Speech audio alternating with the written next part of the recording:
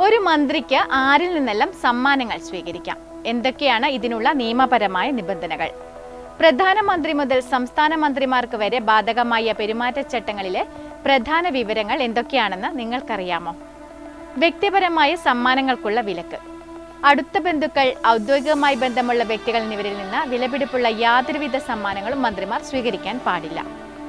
വിദേശയാത്രകളിലെ സമ്മാനങ്ങൾ. വിദേശ സന്ദർശന വേളകളിൽ ലഭിക്കുന്ന സമ്മാനങ്ങൾക്ക് കൃത്യമായ പരിധിയുണ്ട്. പ്രതീകാത്മക സമ്മാനങ്ങൾ. ചടങ്ങുകളിൽ ലഭിക്കുന്ന വാൾ, പരിച, സ്മാരക ചിഹ്നങ്ങൾ തുടങ്ങിയവ മന്ത്രിക്ക് കൈവശം വയ്ക്കാം. വിലപിടിപ്പുള്ള സമ്മാനങ്ങൾ. 5000 രൂപ വരെയുള്ള സമ്മാനങ്ങൾ മന്ത്രിക്ക് സ്വന്തമായി സൂക്ഷിക്കാം. 5000 രൂപയ്ക്ക് മുകളിലുള്ളവ സർക്കാരിലേക്ക് കണ്ടുകെട്ടണം. എന്നാൽ മന്ത്രിക്ക് അത് സ്വന്തമാക്കാൻ ആഗ്രഹമുണ്ടെങ്കിൽ സർക്കാർ നിശ്ചയിക്കുന്ന വിലയിൽ നിന്നും 5000 രൂപ കുറച്ചുള്ള ബാക്കി തുക സ്വന്തം കയ്യിൽ നിന്ന് നൽകിയത് വാങ്ങാവുന്നതാണ്.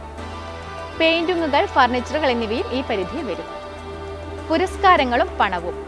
അവാർഡുകൾ സ്വീകരിക്കുന്നതിന് മുൻപ് അത് നൽകുന്ന സ്ഥാപനത്തിന്റെ വിശ്വാസ്യത കൃത്യമായി പരിശോധിക്കണം.